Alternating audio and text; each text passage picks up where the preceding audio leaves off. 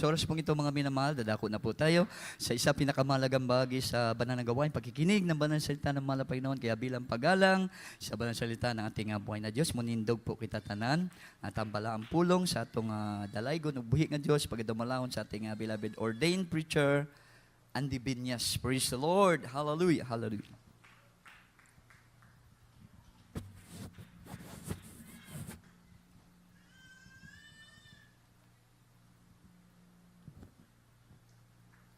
God bless you, the beloved preacher, Berbin Valenzuela. Everybody say, praise the Lord.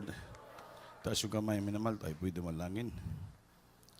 Opo, dakilang Diyos, Panginoon, maraming salamat sa dakilang pagkataon. Kalab mo sa amin sa araw na ito. Sa araw na ito, nasamba ka namin. Napasalamatan ka namin, Lord. Hallelujah. Inadaig ka namin, Lord, sa imong kaayos sa mga kinabuhi. At kining oras sa Lord, salamat sa paglangis mo sa budyog tuwing gawain.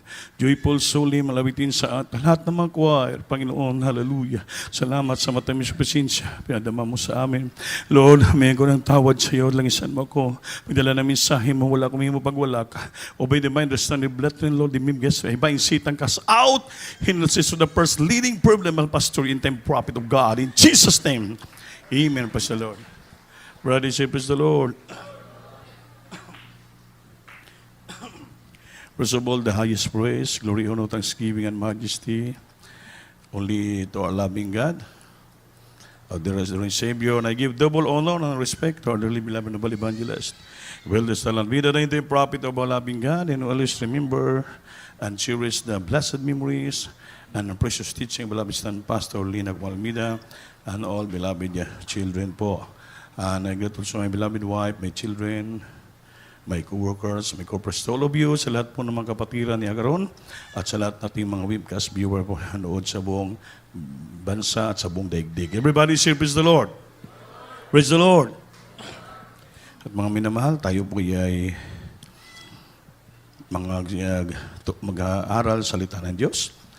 At sa araw na ito, mga minamahal, ay ating pag-aralan ay tawag na the half-hearted obedience. Half-hearted obedience. Kalahating puso lang na mamang na pagsunod. Amen? The half-hearted obedience. Kalahating puso lamang ang pagsunod. Amen?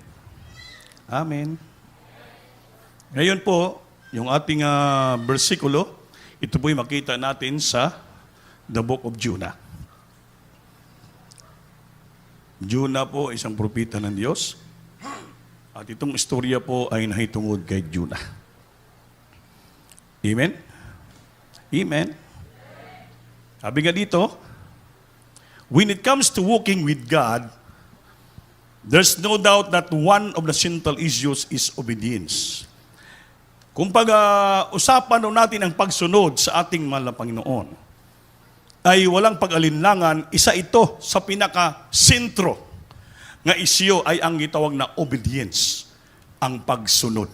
Amen? Ano ba sa obedience ng Bisaya? Matinud-anon. Tama ba? Ha? Tama? Ha? Pagka masinugtanon. Palakpak. Ang obedience pala ay pagka masinugtanon. Mga milagay. Sabi, ulitin ko, when it comes to walking with God, there's no doubt that one of the central issues is obedience. Ang pagka masinugtanon. Amen ba? Amen. God has expectation. Ang Diyos na may gin-expect sa atin. And because He has those expectation, we have choices to make. God didn't create a universal pool of doubts. Of robots. He has given us the ability to choose whether or not we will obey Him. Ito sabi dito. Ang Panginoon po mayroon siyang inaasahan sa atin. Sa magitan itong pag-aasa, naasa ng Diyos sa atin ay gagawa tayo ng sarili nating pagpipili, pagpapasya. Amen ba? Amen. Kaya hindi naman tayo ginawa ng ating Panginoon nga maging universal robot tayo. Alam mo naman yung robot, pag susian mo, diretso lang, kahit mabangga. Hindi naman tayo robot.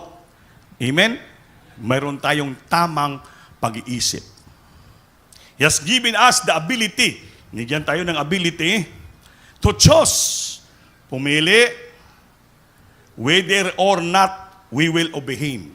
Pumili, sumunod sa Kanya, or hindi, ayaw natin sumunod sa ating pinakamahal na Panginoon. This story tells about the life of Prophet Jonah. Si Jonah po ay nag-struggle sa issue na to, na ginatawag na half-hearted obedience. Kalahating puso lamang na matinumanon, pagkamasinugtanon. Naintindihan nyo ba? Pero hindi man nyo maintindihan. Itong istorya ay isang propeta, tao ng Diyos, nga may malaking tawag, is a great calling of his life. But, who didn't want to obey God. Ngunit ayaw niya talagang sumunod sa ating pinakamamahal na Panginoon. Amen ba? Pakibasa sa Biblia, the book of Jonah. Jonah chapter 1, verses 1 up to 3. This is the mission of God to Jonah.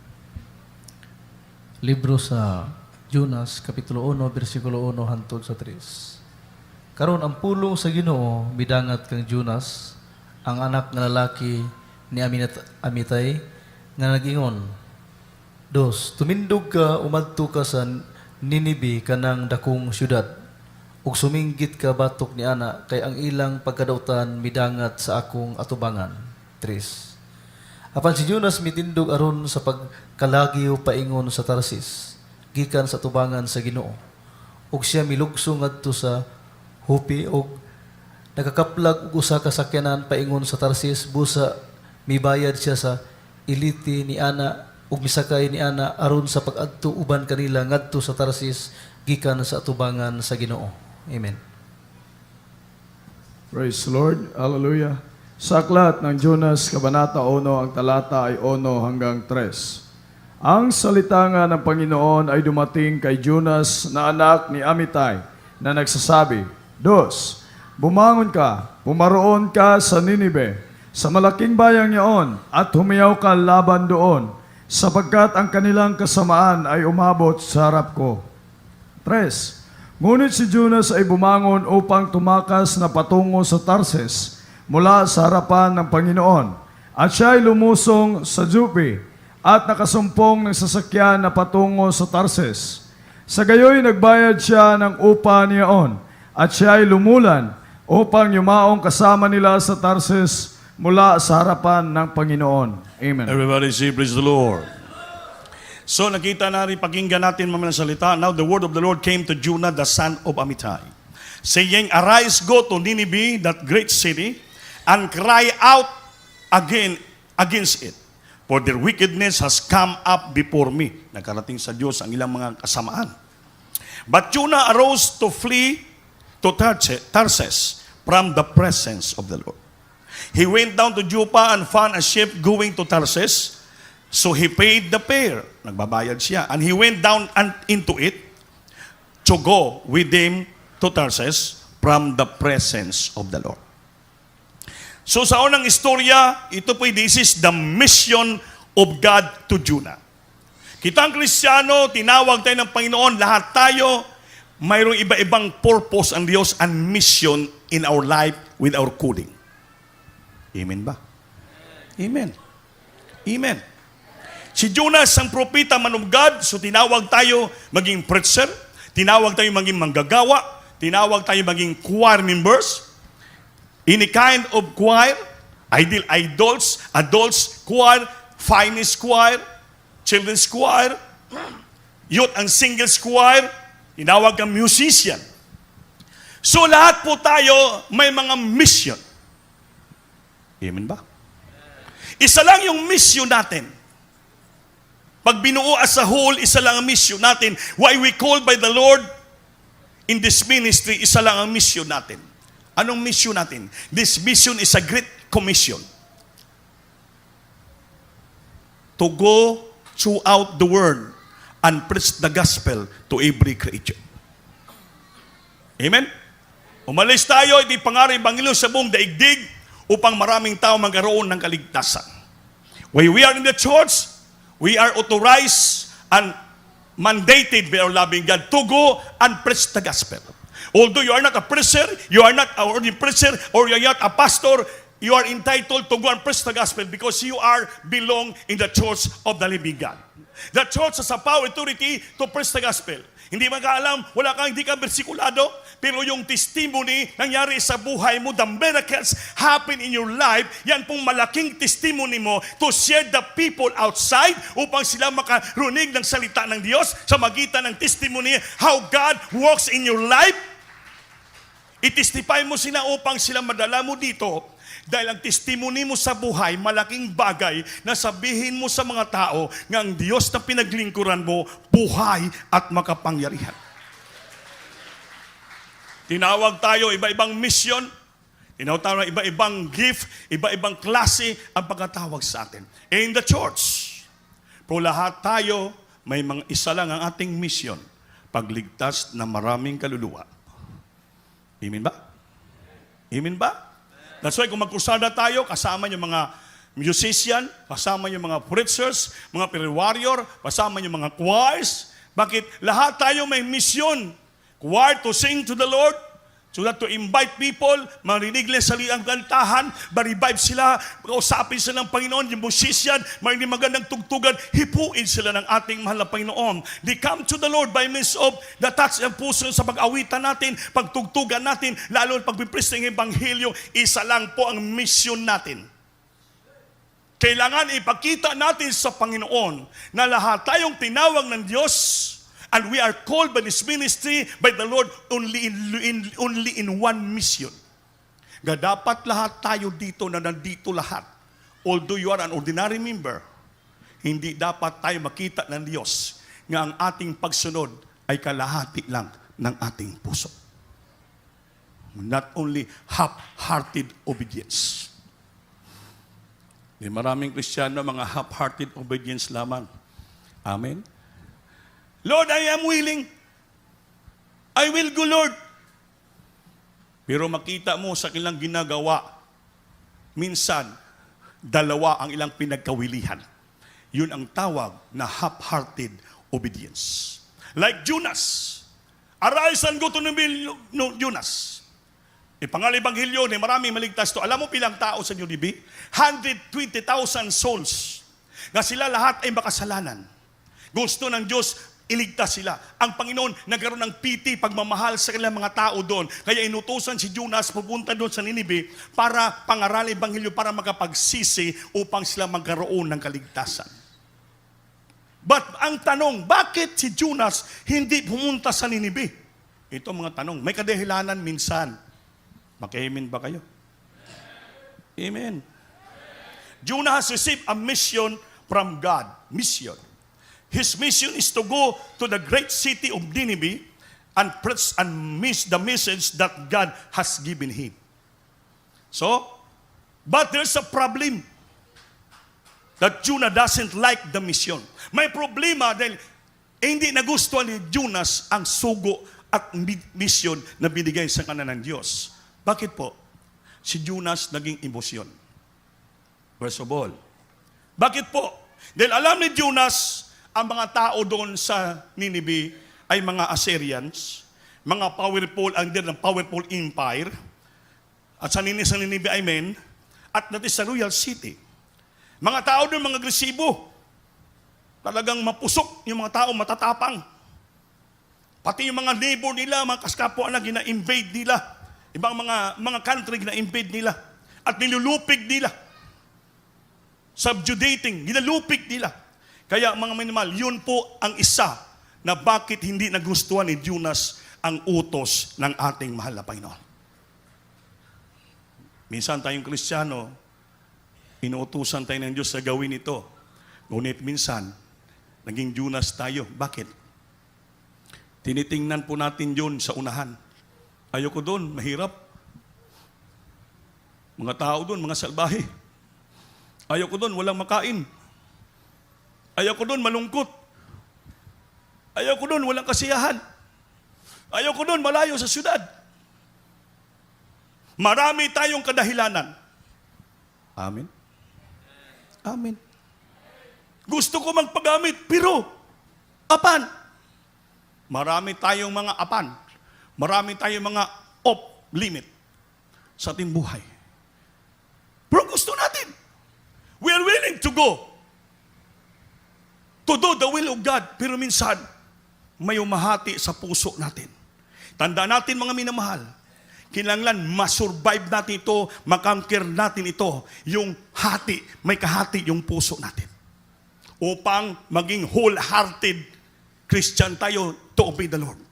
Hindi maging half-hearted obedience. Kailangan maging wholehearted obedience tayo na Kristiyano. Bahala na ano mangyari sa buhay ko, basta gawin ko ang kalooban ng ating mahal na Panginoon. Dahil alam ko, pag sinunod ko to, hindi ako pabayaan ng Panginoon. Sa dulo ay samahan ako, pangpalain ako, tulungan ako, strengthen me, establish me, provide me, comfort me, bless me.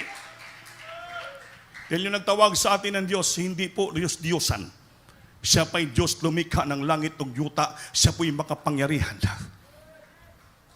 Ang sanlibutan ito, control niya. He control His vast domain. Kayang-kaya ng Diyos i-control ang lahat ng bagay. Pag sumunod tayo, pagpapalain tayo ng ating mahal na Panginoon. Everybody say, praise the Lord. Praise the Lord. Yan pong nangyari kay Jonas. In verse 2 sa ating binasa kanina, it says that wickedness of the people of Nineveh has come up before God Himself. Ang mga kasamaan, kasalanan ng mga tao sa Nineveh, nakarating sa Diyos. Ibig sabihin, nakikita pala ng Panginoon yung kasamaan ng mga tao. Dahil yung Panginoon, hindi siya bumaba dito para sa mga matuwid, kundi para sa mga makasalanan. Upang silang lahat lumapit at magbaglig loob sa kanyang paanan. Everybody say, praise the Lord. God called not for the righteous, but for the sinners, for repentance. Kaya nakikita ng Panginoon, tayo ang gamitin ng Panginoon sa mga taong masama sa sanglibutan ito. Hindi lang si Jonas, lahat tayong Kristiyano, inuutosan ng Panginoon. Umalis, mga Ebanghelyo, magpatotoo, ipakita natin yung liwanag sa kanila nga tayo buo ang puso natin sa pagsunod natin sa kalooban ng Diyos. Hindi po kalahati lang ang ating pagsunod. Dahil hindi naman magbigay ang Panginoon ng kalahati na blessing sa atin, buo palagi. Amen ba? Amen? Hindi po kalahati ang magbigay ang blessing, Panginoon, buo ang ibibigay sa atin. Dapat po buo rin ang puso natin sa pagsunod sa kalooban ng ating pinakamamahal na Panginoon. Palakpak. Ito pong nangyari kay Jonas. Because of the sin of Assyrian, God has judged them. And some disaster has come upon them. Kaya mga minamahal, husgahan sila ng Panginoon dahil sa kasalanan ginawa nila. Mga minamahal. Oh, we don't know what form of disaster took. It doesn't really matter. Walang pakialam Diyos kung anong klaseng disaster nangyari sa buhay nila, anumang mga kasamaan nila, mga minamahal. What matter is that God sees it and He has compassion for them. Hindi tinitingnan Diyos anong kasamaan ng tao, anong disaster dumating sa buhay nila. Mga minal, ang tinitingnan ng ating mahal na Panginoon, hallelujah, nga mahabag ang Diyos sa kanila. Amen. No, what matters is that God sees it and He has compassion for them. Naawa, hindi niya titingnan yung ginagawang kasamaan, ngunit ang Diyos naawa sa kanila. Dahil sa patuloy ang paggawa ng kasamaan sa buhay. That's why tayong Kristiyano, inutusan ng Panginoon na buo ang puso sa pagsunod upang sila po ay ating iligtas sa kamay ng kaaway. Buo ba yung puso nyo sa pagsunod sa Diyos? Bakit unti lang ang sumisagot? Buo ba yung puso nyo sa pagsunod sa Panginoon? Patunayan natin sa Panginoon na buo ang puso natin sa pagsunod. Ang pagsunod sa Panginoon, to do the mission, wala pong alibay. Hindi ako mag-overnight dahil bukas mayroon akong transaksyon na $1,000,000. Amen. Hindi ako dadalo ng Wednesday kay madali lang service, dali-dalion lang nila. Sayang ang oras. Mas unahin ko yung pagpaninda ko. Lalo linggo, di ko magsimba kay mahaba ang oras. Mahaba pa yung wali. Pag uwi ko sa bahay, pagod na. Gutom na ako, hindi na ako makadisplay ng paninda ko. Ang pagsunod sa Diyos to do the mission, the will of God, kailangan buo ang puso mo. You have a wholehearted obedience to God. Wholehearted. Buo ang puso sa pagsunod sa kalooban niyo. So no matter what happen in your life, as long na buo ang puso mo, sundin ang kalooban ng Diyos. Dahil yung ating iniisip to earn a living, mas mahigit pa yan ang pinaplano ng Diyos sa buhay natin. Why? Dahil ang pagsunod sa Diyos napaka-importante. Obedience is better than sacrifice. Seek ye first the kingdom and His righteousness, and all these things shall be added unto you. Unahin mong kariyan niya, ang pagkatwiran niya, at ang lahat nating pangailangan, ibibigay ng Diyos. Dagdagan niya pa. So mayroon pa bang mas mahigit na nangako sa atin, tao, sanlibutan, o ang Panginoon?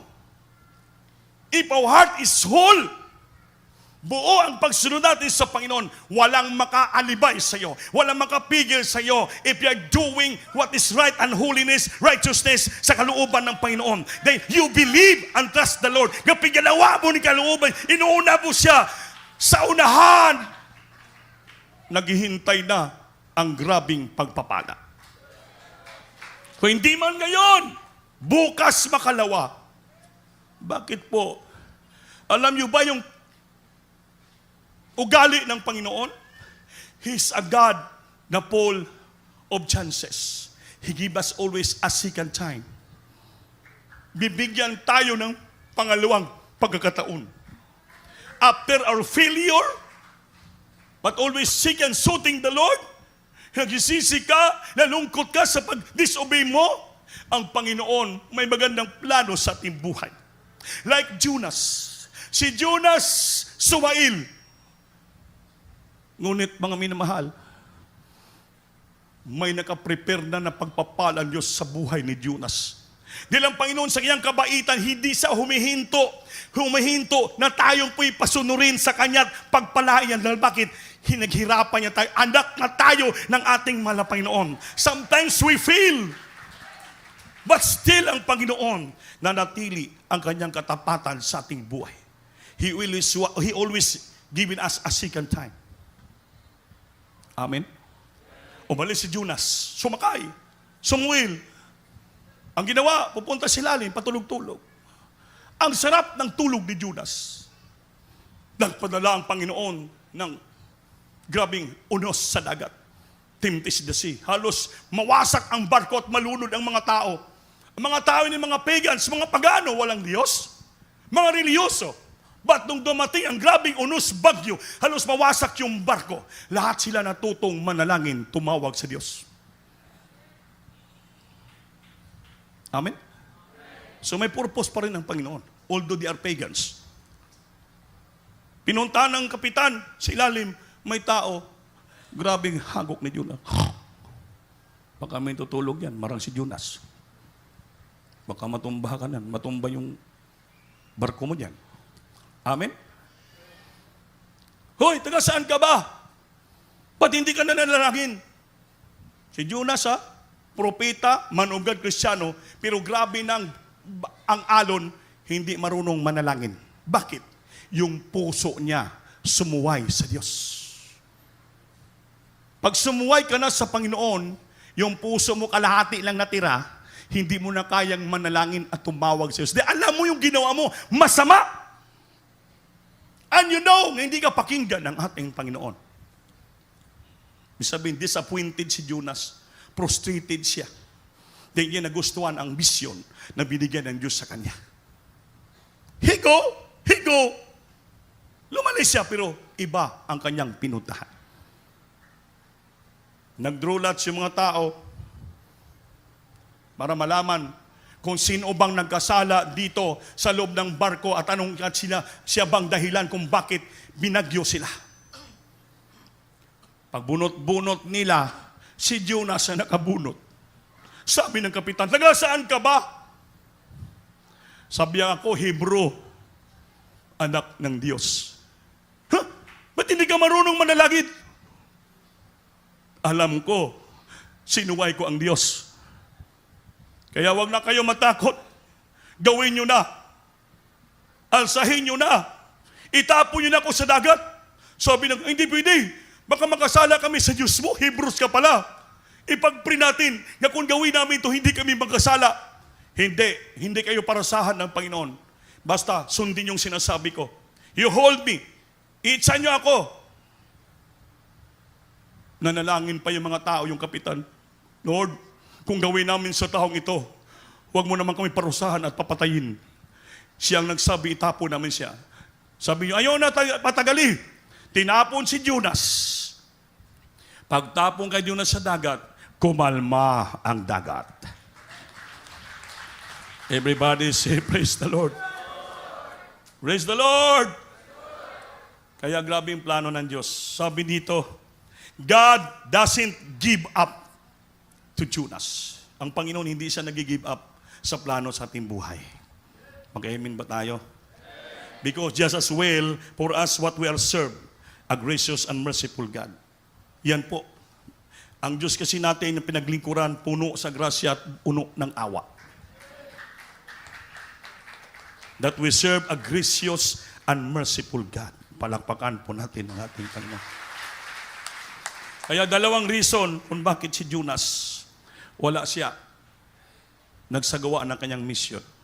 First, ay yung Panginoon pala wala mag-give up kay Jonas dahil ang mga tao doon 120,000. There were 120,000 people in Nineveh that he cared about deeply. Na mahal sila ng ating mahal na Panginoon. Amen? Mahal na mahal sila ng Diyos. Kaya ang Panginoon hindi po hiniminto sa pagligtas kay Jonas. Siya po'y gumawa ng kapamaraanan upang iligtas si Jonas. Pag-itsa kay Jonas, sinalo siya ng malaking isda. Alam niyo ba kung anong isda yon? Alam niyo ba kung anong isda yon? Ha? Hindi niyo alam. Sagot. Anong malaking isda na lumunok kay Jonas? Nga gi-prepare ng Panginoon para sa kanya. Because a God that we serve is a God to give us a second time. Ano yon? Sagot kayo? Ha? Alam nyo pala eh. Balyina! Imagine, gi-prepare na ng Panginoon yung balyina pag-itsa kay Jonas, mahal pa rin ng Panginoon si Jonas. At mas higit mahal ng Panginoon ang 120,000 na mga taong makasalanan doon. Di walang ibang makaligtas nila, si Jonas lang. Kung siya'y mangaral ng Ebanghelyo doon upang sa tumanggap sa Panginoon, makilala ng Panginoon ang makapagsisisi sila. Yan pong value ng isang Kristiyano. Napakalaki ng value ng Kristiyano kung tayo mo sumunod sa kalooban ng ating Panginoon. Mahal na tayo ng Diyos, bas may rumpasang minahal na tao pag sumunod tayo. It's a double purpose. Amen? Nung si Jonas sa balyina na, imagine, 3 araw, 3 gabi. Walang tao na mabuhay sa loob ng isda.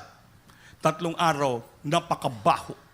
Yung balyina napakalaki, kumplito doon, may sapatos na baho, may lata na yupe. Hindi malaman, may mga buti doon, hindi malaman, may mga sardinas, anong laman doon. May mga lumot, grabe. Pero si Jonas, nag-ikot-ikot sa tiyan ng balyina. Nung di na sa 3 araw, saka pa lang si Jonas nakapagsisisi ng taos puso. Panginoon, patawarin mo na ako. Kahabagan mo na ako. Susunod ako sa kalooban mo. After 3 days, binugas siya ng balyina sa tabi ng paladalampasigan ng Nineveh. Amen. Buhay si Jonas. Kahit tayo makasalanan, Suwail tayo, pero ang Diyos iligtas tayo, bubuhayin pa rin tayo. Dahil bakit? May malaking purpose siya sa ating buhay. Palakpakan po natin ang ating malaking. Everybody say, praise the Lord. Everybody say, praise the Lord. Nangaral si Jonas ng 120,000 na mga tao. Sa isang araw, nakapagsisisi sila. Natuwa ang ating Panginoon. Amen? Amen? Nung natuwa ang Panginoon, pinagsisisi ni Jonas ang 120,000 mga tao sa Ninibe. Anong ginawa ni Jonas? Umupo sa bato, tabing dagat, nagpahinga. Inobserbahan niya yung mga tao kung anong gagawin. Kaya sabi niya, tapos na ko, Lord, pinagsisisi ko na. Pinahirapan pa rin mo ako. Grabe ginis Jonas. Sinisi pang Panginoon. So may mga Kristiyano ganyan eh. Amen? Pinatawad na ng Panginoon, linigtas na. Pagkatapos na pinagpapala na, reklamo. Panginoon, yun lang lang pala. Napakasimple lang eh. Patawarin mo lang naman pala ako, ganun pa rin. Papalain pa rin ako. Pahirapan mo pa ako. May mga Kristiyanong ganyan. Amen ba? Amen. Amen. Grabe na ginawa ng Panginoon kay Jonas. Pero si Jonas hindi pa rin tumitigil. Panay puno ng tampo yung puso. Puno ng diskurahe ang puso. Hindi maintindihan si Jonas. Bakit po? Dahil yung puso ni Jonas, kalahati lang ang pagsunod sa ating mahal na Panginoon. Napilitan lang siya, pero still ang Diyos, He is merciful and gracious God. Mapagpatawad siya. Inuunawa pa rin tayo ng ating mahal na Panginoon. He always given us a second chance. Because our God that we serve is a God that full of chances. Pero huwag natin nabusuhin ang pagkabaitan ng Diyos. Mapalakpakan ba natin ng Panginoon?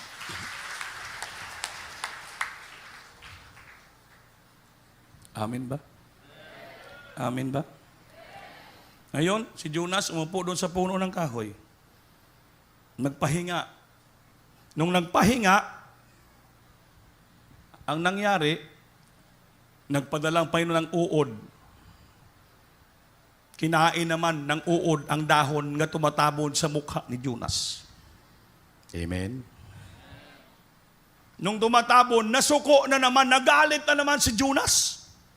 Imbis kaya nagpahinga ako dito, 3 araw ka sa loob ng balyina, pagod na pagod ako sa pagpasisi sa mga tao. Imbis nagpahinga ako dito, andyan pa rin, hindi pa rin tapos-tapos. May uod pa rin, kinain pa rin yung dahon. Nainitan naman yung ulo ko. Amen. Amen. Nagalit si Jonas sa uod na kumain ng dahon. Minsan without a cause, walang dahilan, magalit tayo sa mga bagay-bagay na hindi naman tayo, wala namang kaganong, wala namang pulos-pulos, kung sa Bisaya pa. Amen? Amen. Hindi mo maka-amen. Ha? Si Jonas, napakatigas ng ulo. Gahi ulo si Jonas. Kaya may Kristiyano minsan nga hard-headed. Hard-headed Christian, stiff-necked Christian. Alam niyo yun? Matigas ang ulo, matigas ang liig. Kaya grabe ng pagpapala, grabe ng chance sa binibigay ng Diyos. Still, nagagawa ng kasalanan. Always playing away from God. Lumalayo pa rin sila sa ating Panginoon. Running away from God.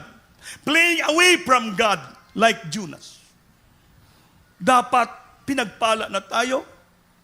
Tinugunis panalangin natin. Dapat hindi tayo magpalayo. Lalo tayong lalapit at lalapit sa ating mahal na Panginoon. We have to come closer to our loving God. Alingkuran natin siya. Lalapit tayo siya. Always draw nigh to Him. Hindi papalayo tayo sa Diyos. Buuhin na natin ang ating mga puso sa paglingkod sa ating mahal na Panginoon, mga minamahal. Everybody say, praise the Lord. Kaya sinagot ng Panginoon si Jonas. Pag-ibasa, Brad. Jonas chapter 4, verses 6 up to 8. Libro sa Jonas, Kapitulo 4, versikulo 6 hangtod sa 8. Ug ang Ginoo nga Dios nag-andam usa ka tabayag ug gihimo kini nga malambuon labaw kang Jonas aron kini makahatag og landong sa iyang ulo Amen. sa pagluwas kaniya gikan sa iyang daotang kahimtang. Tungod niya na si Jonas nagmalipayon sa hilabihan gayud tungod sa tabayag city. Apan giandam sa Dios ang usa ka ulod sa diha nga Oo. mi banag-banag ang kabuntagon sa sunod nga adlaw ug gisamaran niini ang tabayag sa pagkaagi nga kini nalaya. 8. Ug nahitabo sa diha nga misidlak na ang adlaw nga gihikay sa Dios ang usa ka mainit nga hangin sa sidlakan. Ug ang ulo ni Jonas gihampak sa kainit sa adlaw. Sa pagkaagi nga siya naluya ug naghangyo sa iyang kaugalingon nga siya buot magpakamatay ug miingon, maayo pa alang kanako nga magpakamatay kaysa mabuhi ako. Palakpakan natin Diyos, paminamahal. Pag-ibas Tagalog. Praise the Lord. Sa aklat ng Jonas, Kabanata 4, ang talata ay 6 hanggang 8. At naganda ang Panginoong Diyos ng isang halamang kikayon at pinataas sa itaas ni Jonas upang maging lilim sa kanyang ulo, upang iligtas siya sa kanyang masamang kalagayan. Sa gayoy, natuwang mainam si Jonas dahil sa kikayon. 7. Ngunit naganda ang Diyos ng isang uod ng mag-umaga, ng kinabukasan at sinira ang halamang kikayon na anupat na tuyo. 8. At nangyari nang sumikat ang araw na naganda ang Diyos ng mainit na hanging silanganan at sinikatan ng araw ang ulo ni Jonas na anupat siya'y ng lupaypay. At hiniling niya tungkol sa kanya na siya'y mamatay at nagsasabi, mabuti sa akin ang mamatay kaysa mabuhay. Everybody say, praise the Lord. Palakpakan natin Diyos, Mamel. Tingnan mo. Ang Panginoon ang naghanda ng tanim at uod para kay Jonas. Yung ating buhay Kristiyano, tandaan po natin, habang gumagawa tayo at sumusunod sa Panginoon, hindi natin namalayan ang Panginoon nagsusubaybay sa atin. Everybody say, praise the Lord. Mayroong pagpapala, mayroong ding pagsubok dumarating. Bakit pintulutan ng Panginoon? Para lalo natin ma-realize ng lahat ng bagay dito sa lupa na dumating sa ating buhay, iyan po ay kalooban ng Diyos at wala tayong dapat i-question. Amen. Dahil gusto ng Panginoon, buuhin ang puso natin sa pagsunod sa Kanya. Walang pag-alinlangan. Walang murmuring. Wala. Yan ang gusto. Si Jonas puro murmuri. Ang sabi niya, mabuti pa mamatay na lang ako kaysa mabuhay. Frustrated nga preacher. May mga frustrated nga po nga preacher ba? Amen. Amen. Sino mga frustrated nga preacher yan? Na ba? Murag si Robert naman siguro. Everybody say, praise the Lord. Praise the Lord. Ha? Hindi niya nakita ang gawa ng Diyos sa buhay niya. Nga hihimalaan siya, sinagip siya sa dagat nga mamatay na, gipreparahan sa ng Diyos ng balgina upang makapagsisi para mapatuloy niya ang misyon nga gusto niyo sa Kanya, nakapagsisi sa mga tao, din gipreparahan pa rin siya ng tanim, mga minamahal, para si makapagpahinga. Pero siyempre, subukin pa rin ng Panginoon kung na dyan pa ba sa puso ni Jonas yung mga pagmahay at mga pagtampo at pag-question sa ating mahal na Panginoon. Tandaan po natin yan. Magandang tanim, malapad na dahon, pero nagtataka sarap ng tulog ni Jonas. Kinaumagahan, binibating na uod. Nasira ang dahon na laya, nainitan naman si Jonas, danghina siya. Kaya sabi niya, bakit masarap ng tulog kung may uod pa? Mabuti pa magpakamatay na ako kaysa mabuhay. Amen. Minsan mayroong Kristiyano ganun. Lord, hindi mo naman ako tinugon. Hindi na ako magsamba. Hindi na ako magbigay. Ayaw ko na. Babalik na ako sa aming reliyon. Ganon pa rin sa Ismokosid. Sabi katotohanan buhay, ang Diyos makapangyarihan, gabi pagpapala. Wala man. Doon na lang kami, pari-pariho lang naman sa Diyos yan. Hindi po pari-parihas. Dahil yung nagligtas kay Jonas, ang nagutos kay Jonas, isa lang ka Panginoon. Ang nagligtas kay Jonas sa balyan, isa lang na Panginoon. Ang gumawa ng tanim, isa lang ka Panginoon. Ang gumawa ng uod, ganun pa rin nga Panginoon. Ang nagligtas kay Diyos, Panginoon pa rin. Siya lang ang utor ng ating panampalataya. Siya rin nagtatapos sa ating panampalataya. At siya rin po magdala sa atin sa buhay na wala hanggan. Wala ka ng ibang Diyos pang puntahan. Wala ka ng ibang kongregasyon pang puntahan. Wala ka ng ibang reliyon pang puntahan. Nga katulad dito ng Diyos mo ko said, hallelujah, pangit i-garanti ko po sa inyo, mga minamahal. Dito maraming pagsubok, maraming trials, marami ka nakikita dito. Na katulad Jonas, magtampo ka, magbahay ka, madiskurahi ka, mga minamahal. Ngunit still, buhay ang Diyos dito at makapangyarihan. Dahil sabi ng preaching ko ng Berkules, all things work together for good to them that love the Lord. Sa una, hindi po, it doesn't mean nga all these good things na lang darating sa buhay natin. Mayroon ding bad things. Ngunit tindaan mo na lang yung pangako ng Diyos sa dulo. Ang lahat ng bagay mabuti sa lahat na umiibig sa Panginoon at sa Kanyang nagmamahal sa Kanya o yun sa Kanyang purpose at layunin. May purpose, may layunin Diyos sa ating buhay. All things work together for good to them that love the Lord. To them that love the Lord. Sa mga nagmamahal sa Panginoon. And according for those who love Him. And according to His purpose. According to His purpose. Hindi po sa ating purpose, kundi purpose ng Panginoon. Bakit nangyari kay Jonas? That is the purpose of the Lord in this life. Amen? Everybody say, praise the Lord. Huwag ka agad mag-jump into conclusion. Pag may dumating sa buhay mo katulad kay Jonas, don't jump into conclusion ka agad. Huwag ka agad maglukso na maghusga ka na sa buhay mo like Jonas. Na mabuti pa mamatay na lang ako kaysa mabuhay.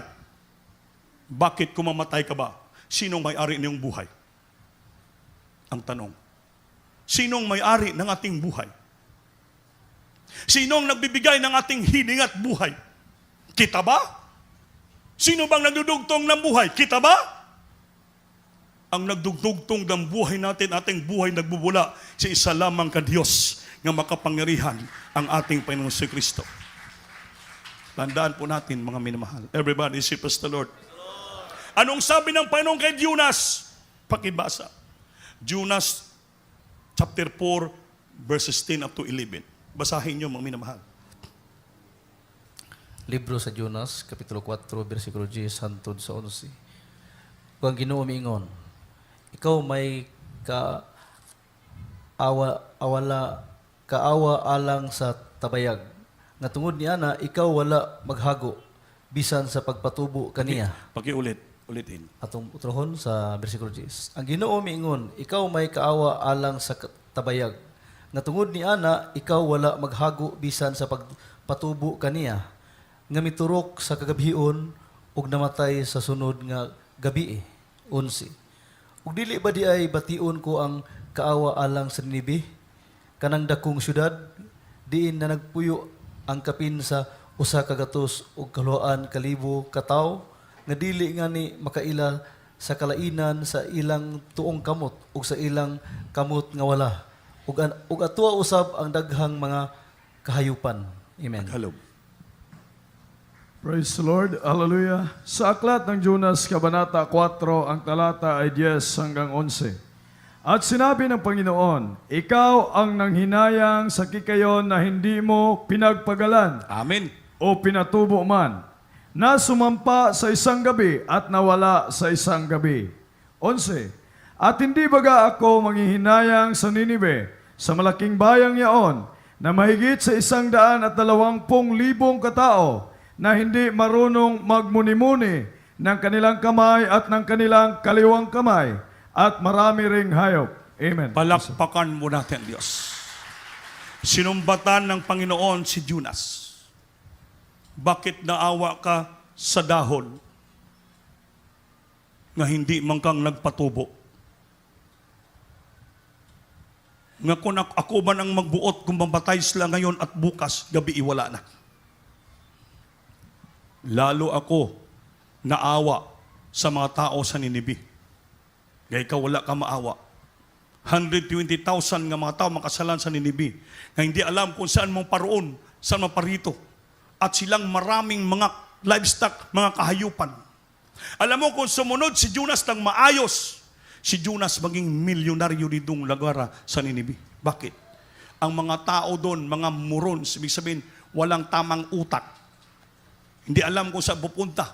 Walang mag-guide sila, pero napakaraming livestock sila. Kung ginawa si Nodin Joseph ng ni Jonas ng maayos, si Jonas naging mayaman doon. Kaso si Jonas, hindi niya iniisip. Wala siyang pagmamahal, wala siyang malasakit. Wala siyang iniisip na ano paman, parang blackout ang isipan niya. Sabi ng Biblia, si Jonas, tao ng Diyos, pero makitid at maliit yung utak. That's why hindi niya nakita ang magandang pagpapala ng Diyos sa buhay niya. Kaya dapat tayong Kristiyano, palawakin natin ang ating pag-iisip. Ang titingnan natin, hindi lamang yung dito sa harapan natin nakikita. Yung araw-araw. Titingnan natin sa unahan, ay hindi natin nakikita. Our future sa unahan ang titingnan natin na someday, lahat tayo magmana ng buhay na walang gaan. Langit puntahan natin, bilyante, ginto, ating lakad-lakaran, buhay na walang hanggan, hindi yung mga bagay-bagay dito sa lupa. Dahil sa amin ng Biblia, what a man profit if he gains the whole world and suffer the loss of his own soul. What a man give his change for so is nothing. Ang titingnan natin sa pagsunod sa Panginoon, yung doon, yung kasiguraduhan ng langit. The assurance of our salvation. The benefits and blessing ng ating kaligtasan. Hindi yung dito lang sa harapan. Kaya kung diri ka lang tumingin sa harapan, katulad ka ni Judas. Yung titingnan lang, yung masamang tao, hindi sumunod. Pero binigyan pa rin siya ng second chance ng Diyos. Pinatawad siya, niligtas siya, mangaral siya. Pagkatapos, wala siyang pakialam. Pinabayaan yung mga tao, nagpahinga. Puro tampo ang puso. Puro galit, puro inis ang puso. Puro magmamaktul sa ating Panginoon. Puro question, complaining sa ating mahal na Panginoon. Pati yung tanim, kinikisyo, hindi naman siya nagbuhay ng tanim. Pati yung uod, hindi naman siya nagbuhay. Pati yung buhay niya, gusto niya ng kunin, magpakamatay na siya. Kaya siya sinumbatan ng ating mahal na Panginoon. Kung ikaw wala kang nagmalasakit ka sa dahon lang, hindi ka nagmalasakit sa 120 na kaluluwa, na hindi alam ang pupuntahan, na maraming pagpapala sila, na dapat kung sumunod ka, grabe, mamuhay ka ng bilyonaryo doon, Judas. Everybody say, praise the Lord. Dahil yung Panginoon iba. Pag tinawag ka ng Panginoon maglingkod, sa umpisa, magdanas ka ng kahirapan. Sino bang Kristiyano ito hindi dumanas ng pagsubok? Lahat tayo dumanas ng pagsubok. Para subukin tayo ng Diyos kung magmamaktol ka ba, mag-question ka ba, magbahay ka ba, magtampo ka pa katulad ni Jonas. Kung sunusunuran ka lang, ngayon ka mo nag-testify dito na ngayon binigyan ka mo ng sasakyan dubli-dubli. Binigyan ka mo ng tahanan. Binigyan ka mo ng negosyo. Binigyan ka mo ng pagpapala. Lahat grabe yung pagpapala. Dahil sumunod tayo, naging buo ang puso natin. Wholehearted ang puso natin sa pagsunod sa ating Panginoon.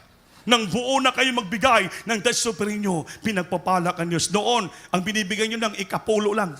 Dahil kayo walang pagpapala, ibig sabihin noon, ang puso mo, half-hearted obedience pa. Nung natuto na kayo magbigay, sumamba, magbigay halaga ng pagkatawag sa inyo, naging wholehearted obedience na kayo. Ngayon, wholehearted naman ang puso ng Diyos. Binuho sa inyo ang mga pagpapala, material, financial, higit sa spiritual, higit sa lahat. Magmana pa tayo ng buhay na walang hanggan. Kaya mga minamahal, sa oras na to, nawa nakabigay ka ng kunting aral sa mensaheng ito. Hindi tayo pwede maging half-hearted obedience. Kailangan maging whole-hearted obedience tayo sa Diyos. buo ang puso natin sa pagsunod sa ating mahal na Panginoon. Baka nag-iisip ka pa, mayroon ka pang iniisip na iba. Kayong pagkatawag mo, kalahati lang yung puso mo, hindi ka pagpapalain. Baging katulad ka ni Jonas. But God is calling us to wholehearted obedience.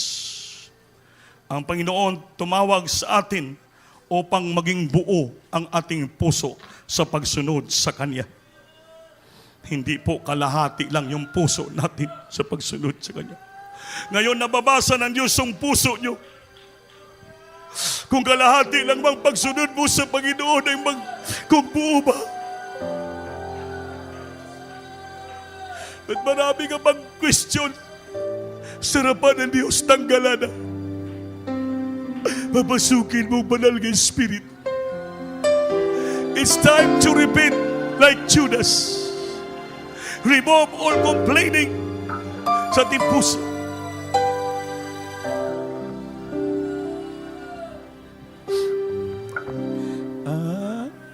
I'm willing, Lord. Oh, I am willing, Lord, to be just exactly what you want me to be. I am willing, Lord. Oh, sabihin mo, I am willing, Lord.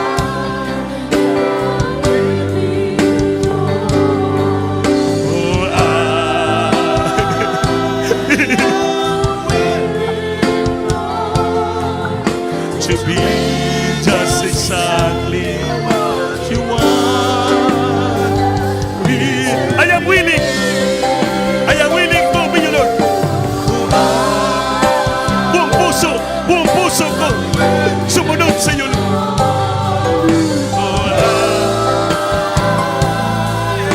I'm willing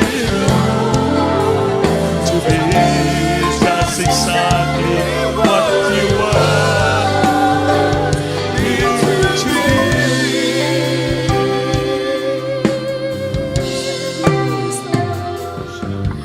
Sometimes when sabtan nyo ang awitin na to.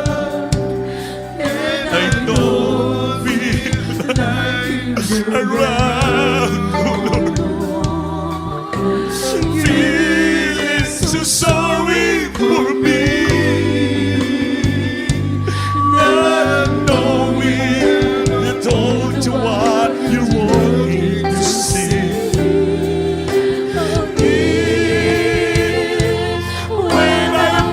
To the path, I come up shining like yes. Oh Lord, please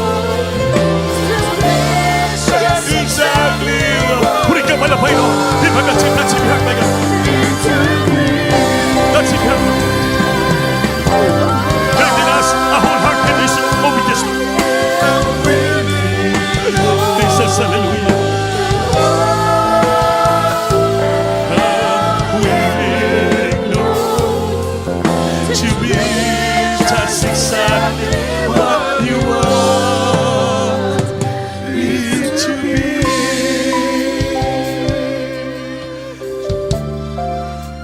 Hallelujah. Sing it, hallelujah. Sabi ng awit, I am willing, Lord, to be exactly what you want me to be. Willing pa ako, Panginoon, anong gusto mo para sa akin gawin? Gusto ko maging buo ang puso ko sa pagsunod sa iyo. Open when I asked why. Teach me din on you to rely, O Lord. Feeling so sorry for me. Not knowing all the while you're working to see. If when I put to the pile, I come out like shining like gold. Oh Lord, don't ever stop working on me. Hindi, wag kang uminto sa paggawa sa buhay. What you willing, what gusto mo sa aking buhay.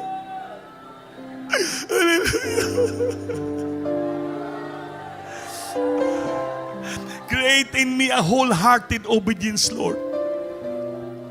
Bigyan mo kami ng buong puso sa pagsunod sa iyo. Hindi po kalahati.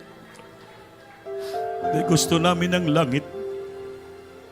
Pagbuo yung puso natin sa pagsunod, at anong gusto ng Panginoon sa atin, sundin natin. Tinawag ka ng Diyos maging manggagawa, sumunod ka. Tinawag ka maging musician, sumunod ka. Wala nang ibang complaint. Tinawag ka maging choir, lahat gawin mo. Hindi pwede maging masarili mong masunod. Marami kang alibay. Hindi mamili ka lang ng gusto mong gawin. Ayoko umawit sa single, gusto ko lang sa finest. Ayoko umawit sa children, gusto ko na single. Ayoko umawit sa lost, gusto maging finest. Hindi ka pwede ang salima sunod. Kung saan ka tinawag ng Diyos, you do it your mission.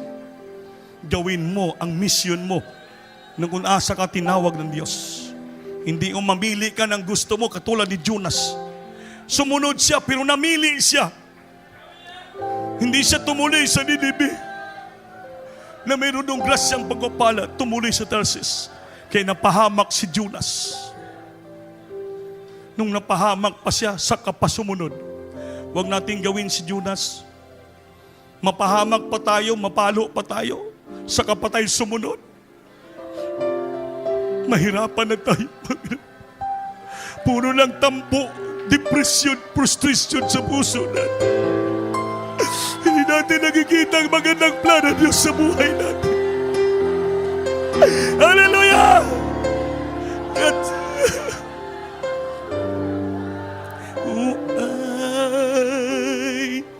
I am willing, Lord. I am willing, Lord, to be just exactly what you want me to be. Awitin niyo, kanig sa puso. Oh, I am willing, Lord. Oh, I am willing, Lord, to be just exactly what you want me to be. I am willing. Oh, I am willing, Lord. I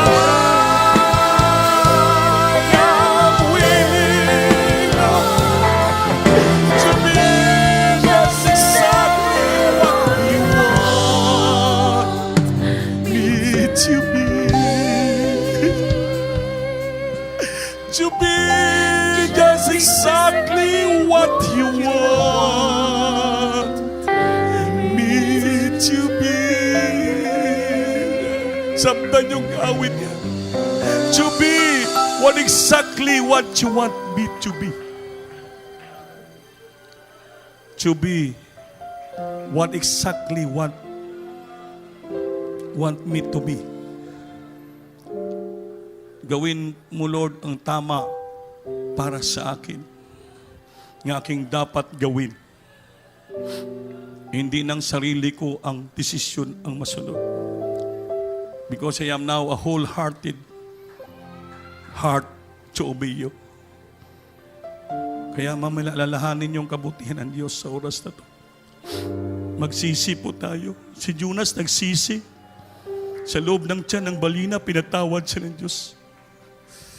Binigyan siya second chance ng Panginoon upang ma-revive, madasig.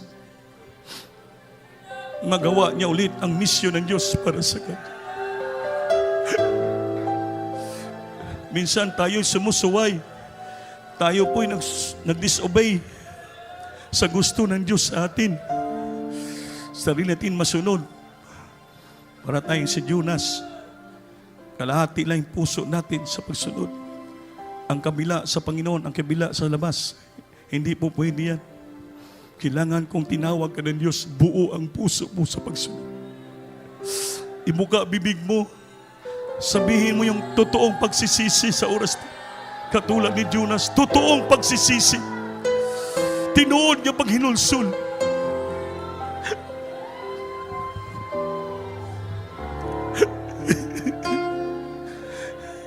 Opo, mahal na Panginoon, nandito kami sa harapan. You knows our heart, Lord. And sometimes, our heart is all hard-hearted obedience to you. Hindi buo ang puso namin sa pagsunod. Lord, sa mga sandaling ito, humihingi kami ng kapatawaran sa iyo like Jonas. Give us a second chance, Lord. Maibalik namin ang pagsunod namin sa buo. At magawa namin ng buo. Puso namin pagsunod sa iyo. Ang mission na gusto mo sa aming buhay. Linisin mong puso namin sa mga sa ito. Create in us, Lord, a wholehearted obedience to you. Patawarin mo kami at gawin mo kaming sagrado sa mga oras na to partake this sacred moment, remembering thy broken body and your blood that shed in the cross of Bali from your body. It served us for the remission of our sin. Malinis ang puso namin sa magitan ng dugo mo. Mapatawad mo kami sa aming pagsuway sa iyo minsan. Ng puso na hindi naging buo. Patawarin mo kami. Tanggapin mo ang pagsisisi namin katulad ni Jonas. Hallelujah. Give us another chance, a second chance, Lord. To do thy will, to do thy mission. Our mission today. Patawarin mo kami, Lord. So nadalangin ng aming dearly beloved pastor. In Jesus' name. Mga minamahal, hawakan yung tinapay. Simbolo ng katawan ng ating mahal na Panginoon. The bread, the symbol of the broken body of our loving God. To be one on Him in this moment. Hawakan yung tinapay. So nagpasalamat na siya. Iya tinipik-tipik ang tinapay at sinabi, ito aking katawan na nadurog dahil sa inyo. Kainin natin ito sa pag-alala sa Kanya. Kainin natin. Hallelujah. Hawakan natin yung ubas. The wine, a symbol of His blood, who gone out from all His body. Lord, His blood from His body down to the cross, down to the earth, and we are now in our midst. This blood who cleans us and forgive us, Lord.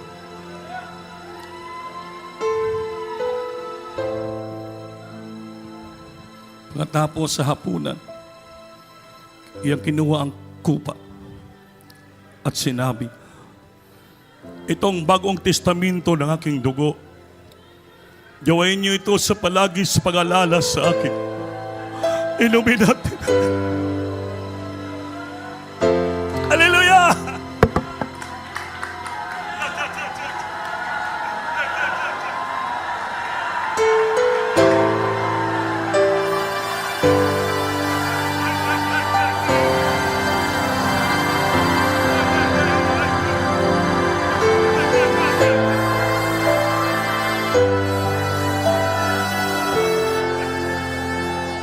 Sing it, hallelujah!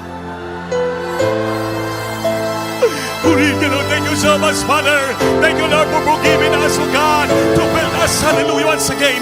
The sweet holy presence, Lord. You created a wholeheartedness of obedience today, my God.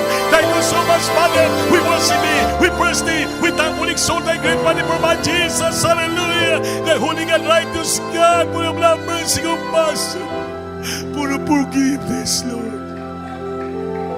Salamat. Salamat! You forgiven us, Lord. Pinatawad mo kami.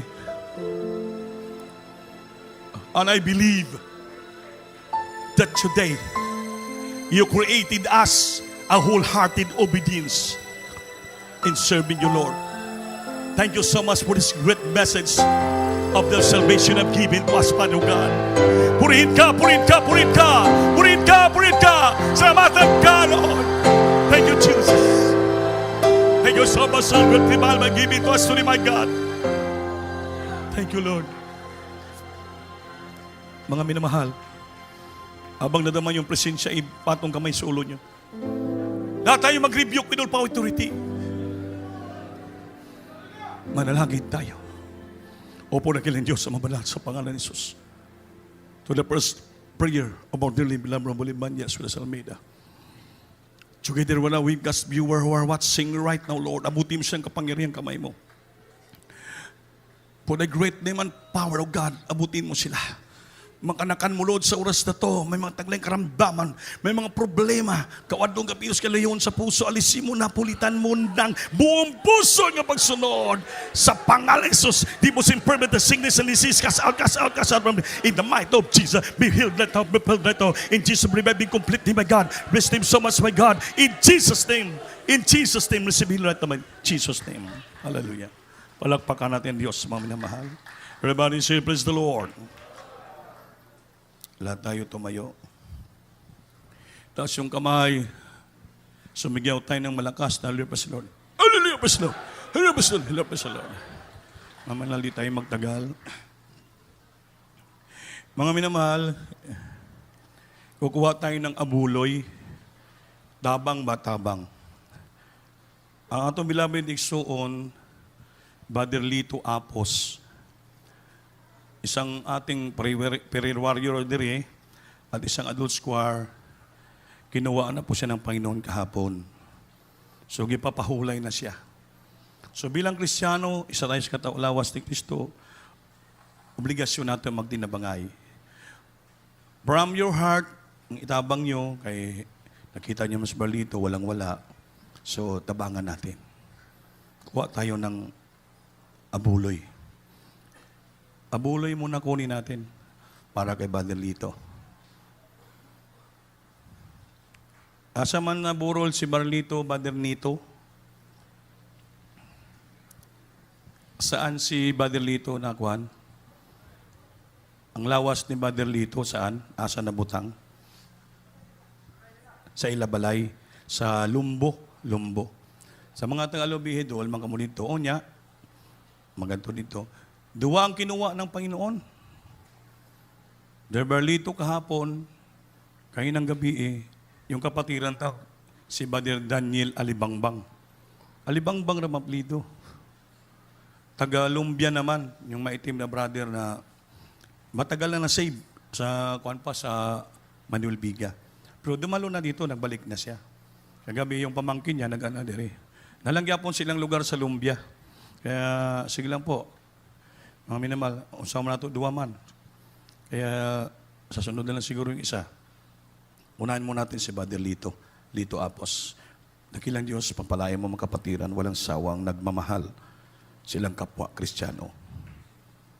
Bendisyoning mga kamungot na magbibigay bilang tabang para sa aming kapatid na nagpanaw na. Kinuha mo na siyang piling. So, dalay man ang pastor sa pangalan ni Jesus. Amen.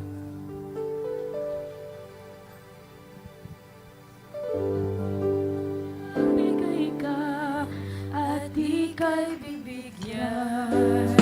Siksik-lig-lig, aamunin man. Kaya't magbigay ka ng buong puso'y magandog. At sa iyo'y may pagkakaloon.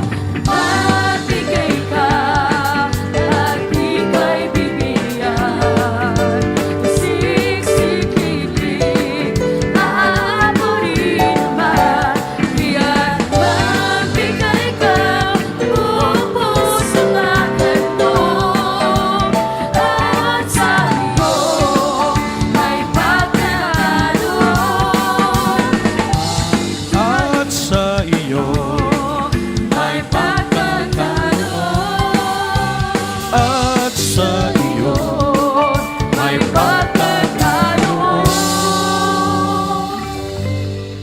at sa iyo, may pagkakaloon. Salamat po siyang tagaloob. Tumayo tayo lahat, mami na mahal. Dahil po yung manalangin sa ating closing prayer. Kasi siya na kamo medyo lumampas ta kunti. Alam niya man, Whole Supper. Captain Nick, ignaw, kindly lang. After po ng gawain po, diri po, magpapalihas kayo, atong lingkuran ng tabangan ta. Ilagay nyo sa boxes po, puti nga box, 5 pesos pataas for our radio TV program sa Channel 4. Ang pula sa yuta yon ating pledges. Oh, sige. Magkuha pa special abu piring. Lain pa tong abuloy lain pa tong special abu piring para sa dugang na nato ng mga bastusan. Pare, kung di kita magkuha, hindi kayo palanginan. Amin. Opo, malapain. Maraming salamat sa grasya biyaya na pinagalob mo sa among kinabuhi, Lord. Pagpalain mong kapatiran, di nagsasawa, the expression of their love and gratitude to thee, my God. Return the blessing to their life, silang buhay, pamilya.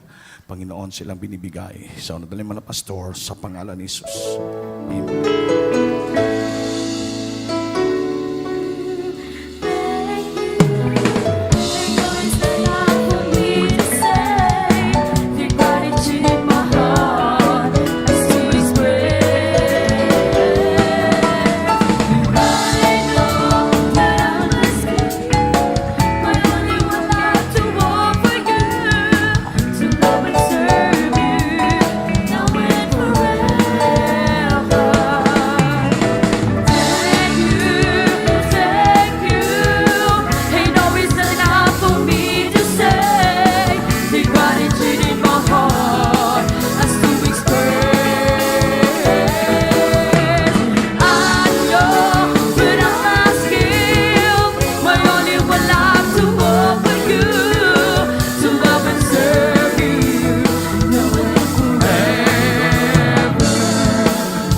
To love and serve you forever.